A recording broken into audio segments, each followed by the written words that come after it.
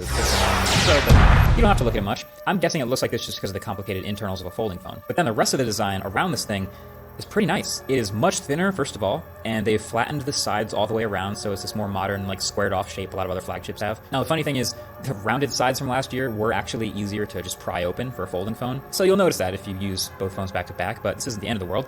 And then there's a bunch of other refinements, too. The hinge is a bit smaller. The sides are now a sort of matte finish instead of glossy, so now you have matte sides and a soft touch back.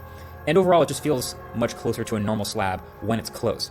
It's not fully there, like we're not quite fooling anybody yet, but it's a little over 10 millimeters thick, folded, and there are a lot of other phones from the past year that are around that number. The main change, though, definitely is that it's not that smaller passport size anymore. This is a full-on, like, maxed out flagship size, 6.3-inch, 1080p, dynamic 120 Hz AMOLED display. It's big.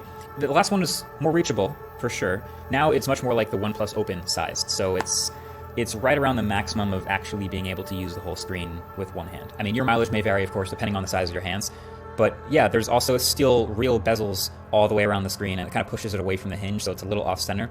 But in general, I still find it very usable, and it just feels more like a regular phone than ever before, which I think is a win. I really like this cover screen. And then when you open it up, that's when the benefits of being taller really start to pay off. Because now you go from a 7.6-inch screen to a slightly narrower but taller 8-inch screen that's basically now a square.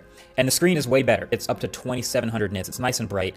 It is actually LTPO, when the cover screen is not for some reason.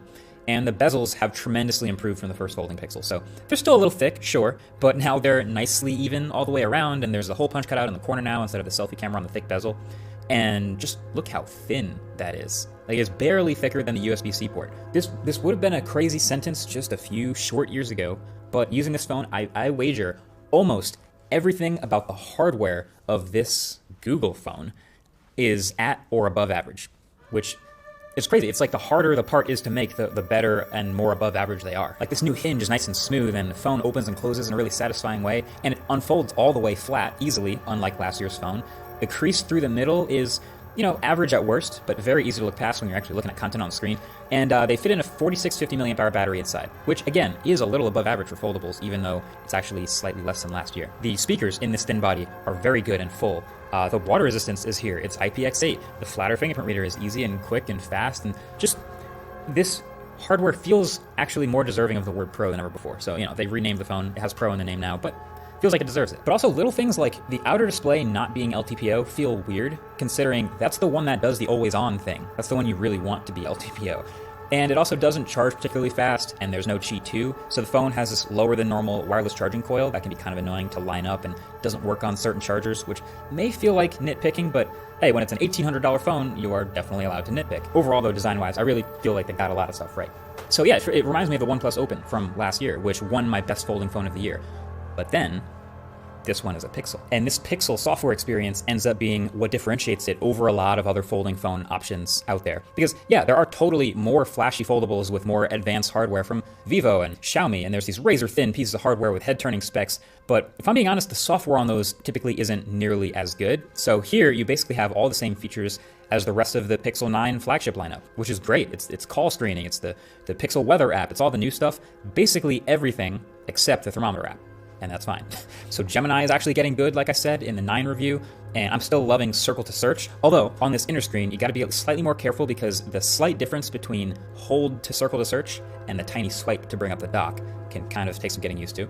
But then there's also all of the foldable optimizations, the 2-column layouts for so many pieces of Android, the notifications, the settings app, so many other first-party apps. And I've just been generally loving the larger size screen because it feels like multitasking and having multiple apps open at once, or specifically something I do a lot, which is picture-in-picture with a small YouTube video window somewhere on the screen, but I'm reading an article or doing something else in a full-size window. All of that is better on this phone than last year. And this is all Android 14, which is the same as all the other new Pixels, but I put Android 15 beta on my old Pixel Fold, and there are some more folding optimizations.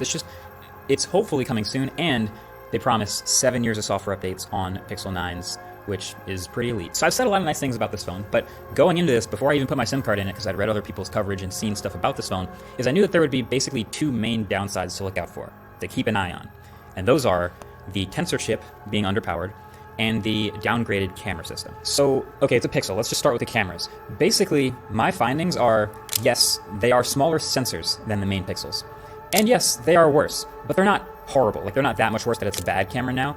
Basically, you can see the style of the photos is the same. And it's contrasty, it's high dynamic range, but it's not as sharp, is my main observation. And this gets exaggerated as the conditions get worse. So in lower light, the photos get softer and lack details faster as these smaller sensors start to fight for light more. So it feels on par with like a Pixel flagship, but from a few years ago, like a Pixel 7 Pro. Now that's about it, and that's always been one of the compromises of these high-end folding phones is, you know, they give you all the software features of the other phones, but for $1,700, $1,800, you would also hope for the maximum quality, but they can't fit all of the same camera sensors in a phone that has all this other hardware and a hinge and everything like that. So if you take a lot of pictures and you're into phones specifically for that, that might be a tough pill to swallow.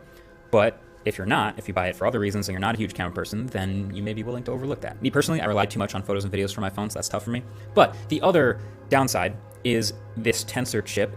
And this is another nuanced one. See, Google's Tensor chip has never been best in its class, power-wise or efficiency-wise. I'd argue it's been good enough for the phones it's been in, but if you wanted to do like high-end gaming, or if you wanted a really extended shelf life for more than a few years, or really amazing battery life, like Tensor is holding these phones back. And so people have been trying to figure out, all right, when is Google going to catch up and get on par with like the Qualcomm level flagship chips? And the Tensor G4 in the Pixel 9 line of phones, including this phone, is solid, and it's paired with 16 gigs of RAM in this phone, which is awesome and obviously helps with the AI models, but also running the rest of the phone. But it's not amazing, and it really makes you wonder, like, okay, it's promised 7 years of software updates, but will the phone last that long? Like, these are real questions. But word on the street is next Tensor chip, allegedly, maybe, is going to be the one that finally goes from being designed by Google and manufactured by Samsung to the first fully custom Google chip with 3 nanometers and everything. And that could be the huge jump that this needs. That could be a big power jump, a big efficiency jump, but that's just a rumor. So I would say that if you hear that and get excited about that, which, let's be honest, a lot of the customer base for a $2,000 folding phone actually does care about that stuff, then you should probably wait. I actually feel like you should wait. And it's weird to say that this is both one of the best folding phones I've ever used, and you should probably wait, just because you don't want to spend this much and then regret your purchase next year. But if that doesn't speak to you, honestly, this phone, as it exists today, it feels great. It looks great. It's smooth. The battery life, for me, is consistently like 6 hours of screen on time with mostly small screen activities, but then the sort of 10% of the time that I actually open it and do a lot more big screen use, then you can eat into the battery a bit more. But I just feel like I am productive when I have this phone. Like, it really does accomplish the goal of feeling like I have 2 phones. The regular size flagship when it's closed, and then the mini tablet ready to go at any time. For the multi-column layouts, the multitasking and big productivity apps, for all that stuff that I really sit down and get stuff done on my phone for, this thing has been awesome. Oh, and also, speaking of ready to go at any time, I just wanted to shout out that the new Ridge wallet that I designed is finally here, and it is a full-grain leather soft wallet, and it's sick. RFID blocking, lightweight, 2 pockets with easy access. You can kind of just pop them up from the front or use your finger to glide them up from the back. Fits up to around 8 cards. You could put cash in it if you want to also.